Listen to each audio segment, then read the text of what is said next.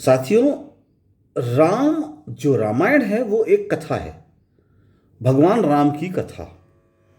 जो गीता है वो एक उपदेश है, कृष्ण द्वारा दिया गया उपदेश अर्जुन को। रामायण, गीता ये सब कथाएं हैं, एक घटनाओं का वर्णन है कि ऐसी घटनाएं हुई और वो बेहतरी का एग्जाम्पल देखी गई, इसलिए वो घटनाएं कहलाई जाएंगी, कथाएं कही जाएंगी। सत्य क्या है, हिंदू धर्म क्या है? हिंदू धर्म सिर्फ वेद है। चारों वेदों का ज्ञान लेने के बाद मैं आपको ये बता सकता हूं कि अगर आप हिंदू धर्म पे जाएं तो आपको पता चलेगा आज हमारा धर्म खत्म हो चुका है। कुछ लोगों ने, अब वो कुछ लोग में आज वो ब्राह्मण कहलाते हैं, कल कुछ और कहलाते हैं, मुझे उससे मतलब नहीं है। कुछ लोगों ने इस धर्म के नाम पे बिजनेस किया। आपको बताया लक्ष्मी देवी की पूजा करो तो पैसा आएगा, आपको बताया सरस्वती देवी की पूजा करो तो ज्ञान आएगा, आपको बताया कि दुर्गा जी की पूजा करो तो आप में शक्ति आएगी, गणपति बप्पा को की पूजा करो तो आपका विघ्न हरेंगे। ये सब सही है, ये सोचना सही है, लेकिन ये समझना गलत है। समझना इसलिए गलत है कि सिर्फ पूजा करने से न ज्ञान आएगा न धन आएगा, और आप अगर अपने धर्म के विरुद्ध जाओगे तो आप कभी बचोगे भी नहीं। आपको पढ़ना पड़ेगा अपना वेद, और वेद क्या कहते हैं। वेद के हिसाब से कोई भी धर्म नहीं है, वेद के हिसाब से इंसानियत एक धर्म है।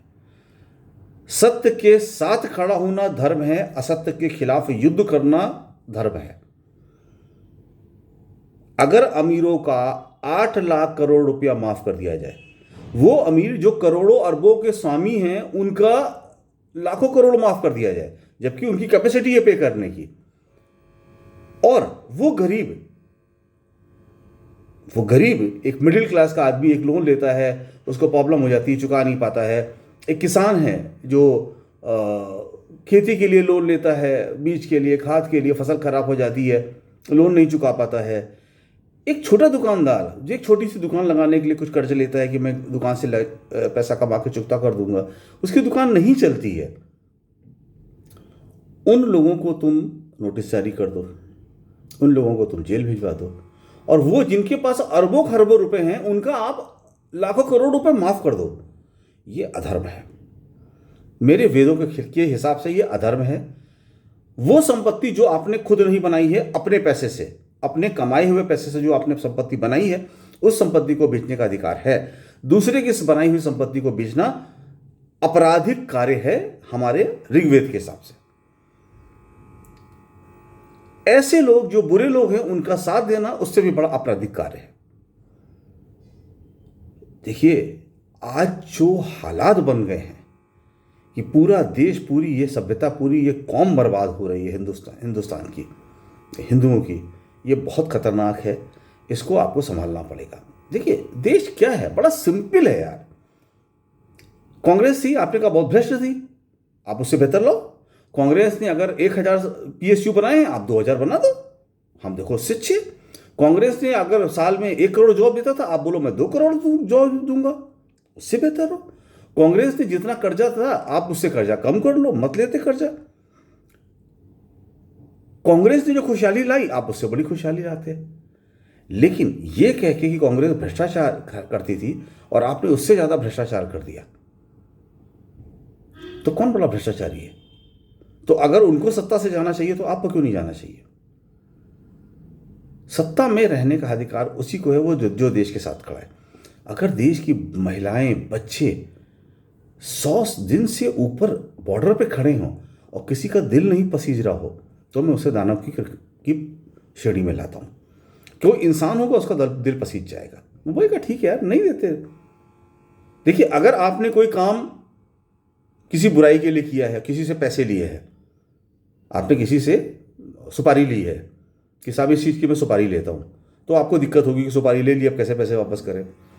लेकिन आप किसी के भले के लिए करने की कोशिश की है कि मैं तुम्हारे भले के लिए कर रहा हूँ, वो आदमी कह रहा मेरा साहब मुझे मेरा भला नहीं हो रहा, मुझे नहीं चाहिए, तो बोलो ठीक है साहब, मैं तो आपके भले के लिए कर रहा था, आपको नहीं चाहिए तो खत्म बात, मैं वापस ले लेता हूँ।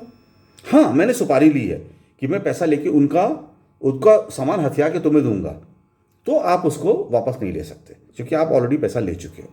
आप वो सुपारी, उन सुपारी किलर, उन जिन्होंने सुपारी दी है उनके साथ आप गैर कानूनी धंधे में शामिल हो चुके हो। तो अब हर आदमी को ये देखना पड़ेगा क्या उसने सुपारी ली है या कि देश हित में काम किया है। अगर देश हित में काम किया है और देश को वो हित नहीं समझ में आ रहा है, देश कहता है इससे मेरा हित नहीं अहित हो रहा है, तो छोड़ दो, मत दो उसको। जबरदस्ती मैं तुम्हें साथ करूंगा, ऐसा तो गलत है। तो मैं आज अपने देश की जो, और मैं एक चीज बताऊं, सीए एनआरसी जो मुस्लिम को टारगेट किया जा रहा है, जो कुछ विशेष आदिवासियों को टारगेट किया जा रहा है, बहुत लोगों को टारगेट किया जाएगा, वो बहुत ही गलत चीज है। 700 साल तक मुगलों ने आपको सुरक्षित रखा हिंदुओं को, और अब अगर मेरे वेद के हिसाब से चले तो अब हिंदुओं की बारी है कि वो मुसलमान को सुरक्षित रखे। एक खरोच नहीं आनी चाहिए उनको। 7 साल में आपने उनको खिलाफ डिटेंशन कैंप में डालने का साजिश रच ली। और 700 साल तक उन्होंने नहीं पूछा आपको। अगर वो भी आपको ऐसी डिटेंशन कैंप में डालते, आपकी कौम खत्म हो चुकी होती। आज भी आपके वो करोड़ों लोगों को रोजगार, जो आपके देश में जो पैसा आ रहा है, फॉरेन करेंसी आ रही है, वो उन्हीं से है जो आपके करोड़ों लोग वहां जाके मिडिल ईस्ट में काम कर रहे हैं। वेद के साथ खड़े होने का मतलब मैं क्यों कहता हूं, वेद सत्य है, वो सत्य है।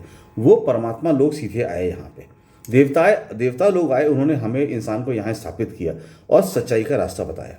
बहुत सारे लोग यहाँ पे रुके और रुक के उन्होंने हमें समझाया जीवन को कैसे जीना है।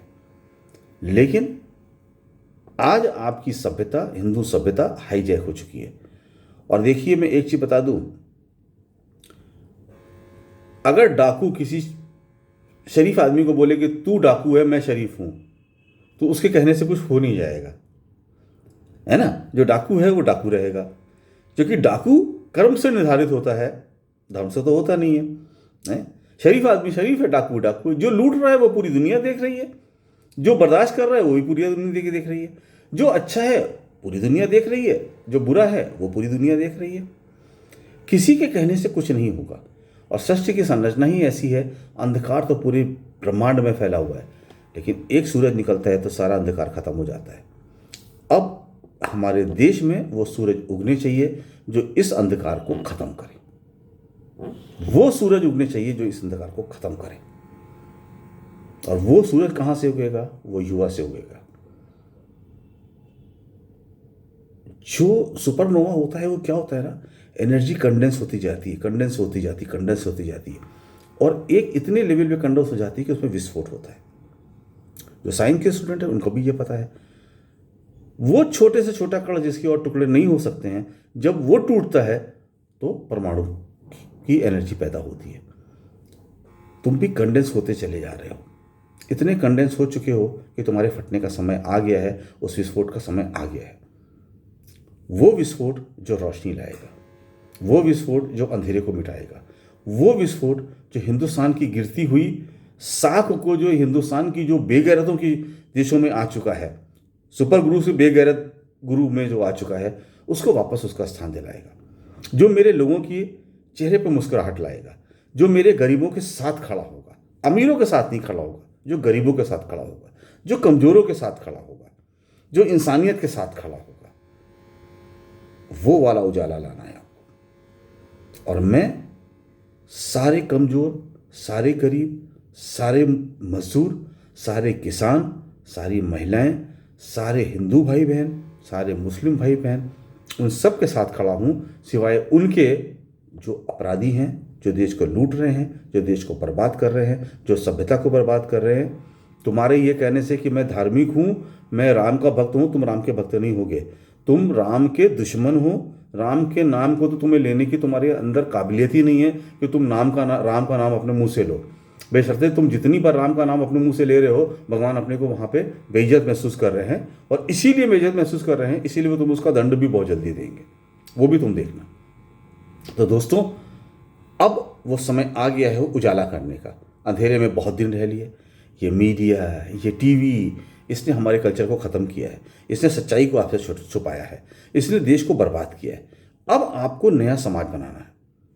कौन आपके साथ है? पुलिस आपके साथ नहीं है, गरीबों पर अत्याचार करती है, सच्चाई के साथ ही खड़ी नहीं है, नेता तुम्हारे सच्चाई के साथ खड़ा नहीं है, जुडिशरी काफ़ी हद तक वो करप्शन में चली गई, तो कौन देश के साथ खड़ा हुआ है? अब ये मुझे पूरा, अभी आपको पूरा सिस्टम मिटा देना है, खत्म करो ये सिस्टम।